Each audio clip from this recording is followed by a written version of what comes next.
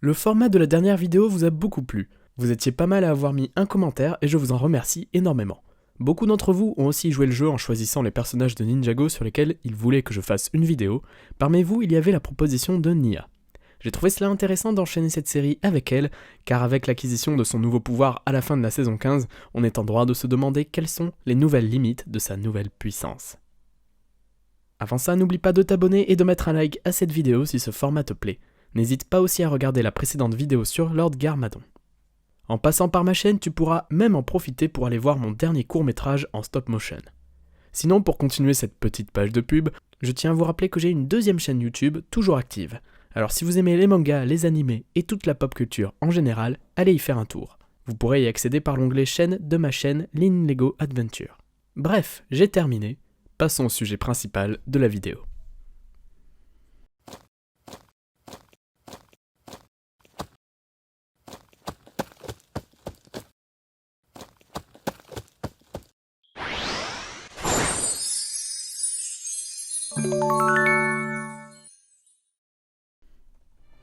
Nia, maîtresse de l'eau, fille de Rei et Maya, sœur de Kai, disciple de Wu et femme de Jie, est la réincarnation et la descendante directe de Niad, la déesse des eaux.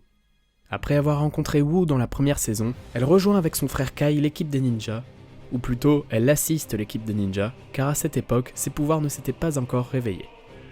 Ne supportant plus d'être exclue, elle décide de devenir le samouraï X. Elle se fabrique donc des armes et une armure grâce à ses compétences dans la technologie.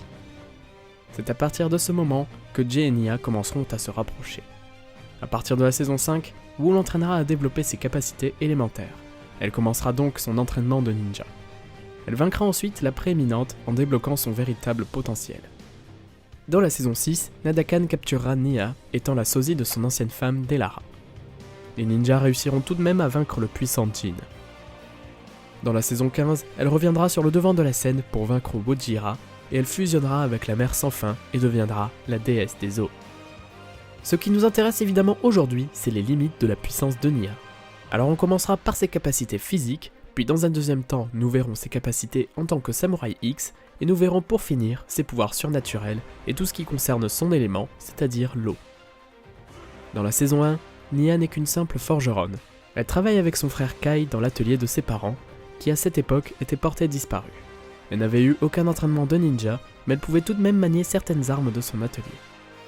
Étant jalouse de son frère, qui avait le droit de se battre et de s'entraîner pour devenir un ninja, elle décide elle aussi de s'entraîner en secret. Elle gagne en force et en souplesse, et apprend les bases du combat au corps à corps. Grâce à son grand talent dans le milieu technologique, elle arrive à se confectionner des armes et une armure. Elle devient alors le samouraï X. Avec son armure, sa force est grandement augmentée, et ses multiples armes lui permettent de vaincre ses ennemis assez facilement. Elle est même capable de rivaliser avec tous les ninjas réunis. Dans la saison 5, elle abandonne son statut de samouraï X pour devenir la ninja de l'eau quand Wu lui apprend ses origines. Elle apprend donc à se servir de ses pouvoirs élémentaires et apprend différentes techniques de ninja dont le spinjitzu et le airjitsu. Elle apprend également à manier le katana et la lance qui sont devenus par la suite ses armes principales. Voyons plus en détail ce qu'elle peut faire avec ses pouvoirs élémentaires. Nia, étant la maîtresse de l'eau, est capable d'effectuer de l'hydrokinésie, c'est-à-dire manipuler à volonté de l'eau. Elle peut donc utiliser l'eau à des fins défensives en créant des boucliers ou à des fins offensives en créant des jets d'eau très puissants. Elle peut également contrôler la météo grâce à ses émotions, comme on l'a vu dans la saison 5 quand elle a réussi à créer de la pluie. Pour vaincre la prééminente, elle a utilisé son véritable potentiel. Il lui permet de maîtriser une immense quantité d'eau d'un coup afin de créer un tsunami capable d'anéantir une ville entière.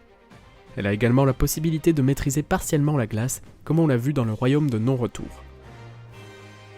Parlons maintenant de la partie la plus intéressante de son pouvoir, qui arrive à partir de la saison 15. Elle apprend dans cette saison qu'elle est la descendante et la réincarnation de Niad, la déesse de l'eau. Elle avait donc la possibilité d'hériter de ses pouvoirs. C'est ce qu'elle fait pour vaincre Wojira. Elle fusionnera alors avec la mer sans fin et deviendra Niad, la grande déesse de l'eau. Elle a à partir de ce moment le contrôle total de l'eau. Elle maîtrise absolument tous les océans du monde. Elle peut donner à l'eau toutes les formes qu'elle veut, elle peut créer une copie du corps de Niad et un dragon, c'est ce qu'elle fera pour vaincre Wojira. Sous cette forme, Nia devient quasiment invincible. Tant que les océans existent, elle peut créer des clones de manière infinie, et les détruire ce n'est pas une chose facile à faire, car elle est quasiment intouchable sous cette forme, puisque son corps n'est que de l'eau. Avec ce pouvoir, Nya devient sans aucun doute un des personnages les plus puissants de la série, avec Lloyd en ninja d'or et le premier maître du Spinjitzu. En conclusion, Nya possède très probablement l'élément le plus puissant après ceux de la création et de la destruction. Le fait qu'elle soit la descendante de la déesse Niad la rend encore plus redoutable et même invincible. J'espère que cette vidéo vous aura plu, si oui n'oubliez pas de vous abonner et de mettre un like et un commentaire, dites-moi aussi sur quel personnage vous voulez une vidéo et je choisirai parmi vos propositions. Je vous rappelle aussi que j'ai une deuxième chaîne YouTube, allez la voir, le lien est dans la description. Moi je vous dis bonne journée et à la prochaine pour de nouvelles vidéos.